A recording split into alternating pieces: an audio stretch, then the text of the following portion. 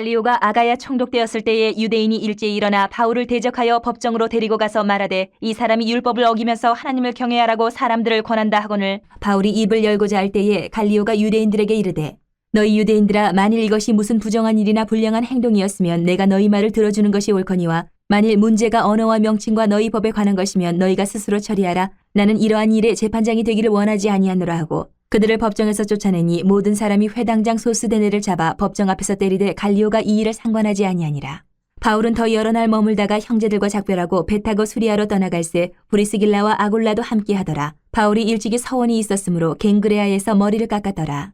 에베소에 와서 그들을 거기 머물게 하고 자기는 회당에 들어가서 유대인들과 변론하니 여러 사람이 더 오래 있기를 청하되 허락하지 아니하고 작별하여 이르되 만일 하나님의 뜻이면 너희에게 돌아오리라 하고 배를 타고 에베소를 떠나 가이사랴에 상륙하여 올라가 교회의 안부를 물은 후에 안디옥으로 내려가서 얼마 있다가 떠나 갈라디아와 부르기아 땅을 차례로 다니며 모든 제자를 굳건하게 하니라. 바울이 이제 고린도를 떠나서 에베소, 안디옥으로 향해 갑니다. 그의 전도 여행이, 선교 여행이 계속 이어지는 겁니다. 이 선교 여행은 예수 그리스도의 복음을 증거하는 것 당연한 거고 뿐만 아니고 거기에 하나 더 예수님의 제자들 각 지역에 세워진 성도들을 다시 한 번 더 독려하고 격려하고 신앙으로 바로 세우는 것이 이 여행의 목적이었습니다. 이 과정에서 여러 지역들을 거쳐가면서 복음을 전하고 세워진 성도들을 다시 훈련하고 양육하는 이 과정을 통해서 우리가 발견할 수 있는 것은 이 선교 여행팀, 바울을 중심으로 한 선교 여행팀을 정말 신실하게 이끌어 가시는 주님의 모습을 우리가 발견해야 하고 또 그 인도하심에 철저하게 순종해서 충성하는 이 바울을 중심으로 하는 선교자들의 모습을 우리가 발견을 해야 합니다. 그 모습을 발견하면서 그러면 그리스도인으로서 내 삶, 우리 교회는 어떠한가를 또 비춰서 우리가 살펴보아야 됩니다. 먼저 12절을 시작하면서 그 앞절 10절에서 하나님께서는 고린도에서는 이 바울 선교팀이 어떠한 해도 당하지 않을 것이다 라고 약속을 하셨는데 그 약속을 이제 지키시는 모습이 나타나요. 회당과 유대인들이 행하는 그 회당과 거기서 복음을 전하고 세워진 교회들의 갈등이 드디어 오늘 보니까 법정으로까지 나가서 다툼이 일어났습니다. 12절. 로마의 법정까지 나갔어요. 이 당시는 기록을 보니까 스토아 철학자인 세네카의 형제라고 알려진 갈리오라는 사람이 총독으로 와 있었어요. 이 땅의 총독으로. 아가야의 총독이었습니다. 그래서 이 갈리오 앞으로 나갔어요. 유대인들과 바울이 나가서 고소를 당한 거죠. 바울이.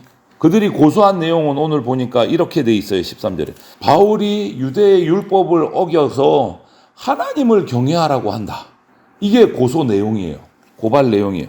로마의 그 당시 로마법하고는 아무런 관련이 없는 내용으로 로마 총독 앞에 나가서 고발을 한 겁니다.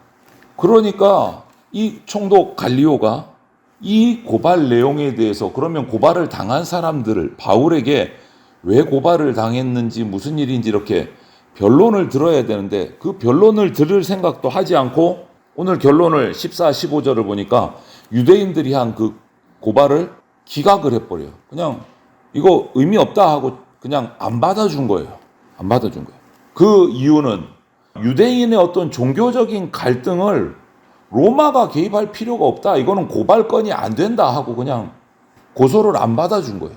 너희들끼리 해결해라. 결과적으로 이것은 놓고 보니까 로마의 그 권력이 교회를 유대교 회당으로부터 막아주고 보호해준 결과가 나온 거예요. 고소를 받아주지 않고.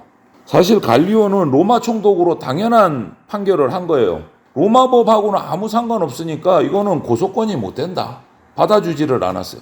그런데 이런 모습을 보면 또 이제 빌라도가 생각이 나요. 빌라도도 당연히 이런 판결을 했어야 돼요. 예수님을 유대인들이 고소했을 때 로마법과 상관이 없으니까 이렇게 갈리오처럼 안 받아주면 돼요. 너희들끼리 해결하라. 그런데 유대인들 비위를 맞추려다가 결국은 예수님을 십자가에 못 박는 데까지 나가는 그런 결과를 가져온 거죠. 자, 다시 우리 이 자리로 돌아와서 법정에서 이제 고소가 취하가 되고 유대인들이 그냥 나왔습니다. 고소도 못하고 재판도 못 해보고 쫓겨났어요. 로마 총독 갈리오에게. 분이 안 풀렸는지 법정 앞에 나와서 법정 밖에서 그 당시 회당장이었던 소스데네라는 사람을 막 때렸다라고 기록이 돼 있어요. 정확한 이유는 나오지를 않아요. 왜 때렸는지. 근데 추측해 보건대 이 상황을 회당장이 역할을 똑바로 못했다. 왜 바울이 회당에 와서 복음을 전한 예수 그리스도를 이야기하게 했느냐. 그리고 거기다가 더해서 야, 유대교의 회당장이라는 사람이 바울의 이야기를 듣고 네가 개종을 해? 회당장 소스데네는 바울의 복음을 듣고 개종을 했단 말이에요. 그 가족들과 함께 다 세례를 받았어요. 이거는 말이 안 된다. 그 분풀이를 한 것 같아요. 하여간 이 과정들을 보면서 하나님이 보호하시는 거예요.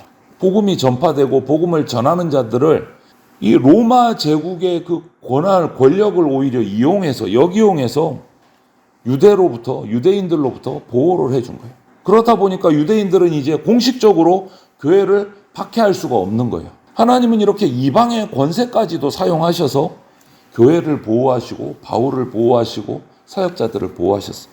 하나님이 자기 편이라고 유대인들은 생각했겠지만 하나님은 진리를 따라 순종하는 사람들 편이셨어요.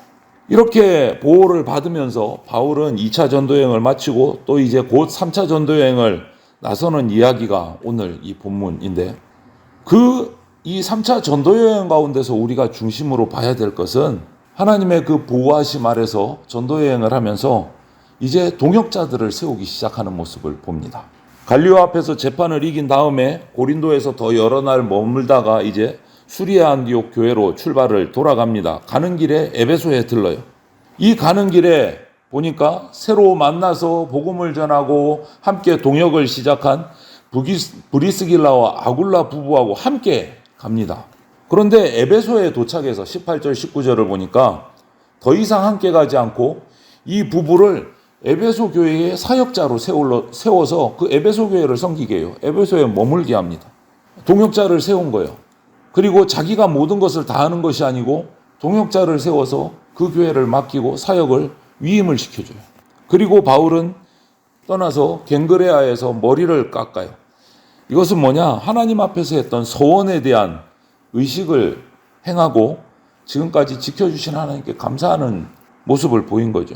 에베소 회당에서 그 후에 유대인들에게 또 복음을 전하고 그러다 보니까 또 새로운 성도들이 들어오고 그래서 바울에게 더 오래 머물러 달라, 말씀을 전해달라 20절 22절 보니까 그렇게 얘기를 하는데 아니다. 지금은 하나님의 뜻이 있으면 내가 다시 돌아오겠다 라고 얘기를 하고 브리스길라와 아굴라 부부를 그곳에 사역자로 남겨두고 바울은 떠나요.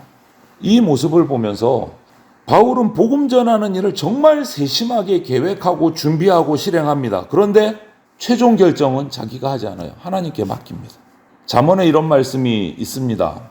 사람이 마음으로 자기의 길을 계획할지라도 그의 걸음을 인도하시는 이는 여호와시다라는 말씀이 있어요. 이 말씀을 참 그대로 행하는 것 같아요. 그래서 에베소 교회를 개척하기 위해서 첫 삽을 떴지만 바울은 그 이후의 사역은 자기와 만나서 복음을 나누고 충분한 능력이 되는 그 브리스길라 아굴라 부부를 그곳의 사역자로 교회의 사역자로 세우고 바울은 또 복음을 전하기 위해서 떠나는 모습을 봐요. 만약 바울이 그들을 믿지 못했다면 신뢰하지 못했다면 에베소 사람들이 바울을 더 머물기를 요청했을 때 아마 안디옥으로 돌아가지 않고 거기서 계속 있었을 거예요. 왜? 자기가 인정받으니까 얼마나 좋습니까? 그런데 바울은 안디옥 교회로 돌아가고 그들을 사역자로 세우고 안디옥으로 돌아가서 상황 보호를 하고 또 다른 지역으로 복음을 전하기 위해서 떠나요. 이런 바울이 사역을 위임하는 것, 그래서 결국 에베소 교회는 더 크게 부흥하는 기틀이 됩니다. 여러분, 유능한 사역자는 혼자 사역하지 않는다. 동역자를 세워서 그 지도력, 사역을 위임시키고 나눕니다. 함께 사역을 해요. 철저하게 계획하고 준비하고 정말 성실하게 합니다. 하지만 그 모든 결과는 하나님 손에 맡겨드리는 것. 이것이 믿음이고 성숙함이에요. 여러분, 세상에서 겪는 모든 종류의 어떤 신앙생활을 위해서 겪는 갈등들, 이것을 다 피한다, 다 맞선다. 이거는 우리 생각일 뿐이고요. 우리가 지켜야 될 것은 피할 때는 피하고 맞설 때는 맞선다. 그 기준이 뭐냐? 하나님의 인도하심이다. 바울은 심한 갈등에도 불구하고 피할 때는 또 피하고 또 맞서서 복음을 전하고 싸울 때는 싸우는 모습을 우리들에게 보여줬어요. 이 전도 여행을 통해서. 그래서 어떨 때는 바로 그날 밤에 피해서 다른 성으로 갈 때도 있었지만 고린도 같은 경우에는 수많은 하나님 백성을 구원하기 위해서 그곳을 떠나지 않고 1년 6개월을 머무르면서 복음을 전합니다. 핍박 속에서. 이렇게 주님이 맡기신 일을 완수하기 위해서는 끝까지 충성해야 돼요. 떠나라 하면 떠나고 있으라 하면 있는 거죠. 거기에 더불어서 교회와 사역자는 하나님이 보내신 일꾼들을 세워야 돼요. 은사를 보고 재능을 발견하고 열정을 갖추었는가 알아보고 훈련시키고 사역을 위임해 줄 알아야 된다. 그래서 이 바울의 모습을 보면서 또 그 바울을 지키고 계속 복음을 확장시켜 나갈 수 있도록 인도하시는 하나님의 그 일하심을 보면서 우리 교회도 주님의 나라를 이 세상에서 확장시켜 나가기 위해서 그 주님의 일을 감당할 사역자를 발굴하고 훈련시키고 또 위임하는 그런 교회가 될 수 있도록 함께 노력하는 저와 여러분들이 다 되시기를 주님의 이름으로 축원을 드립니다. 아멘.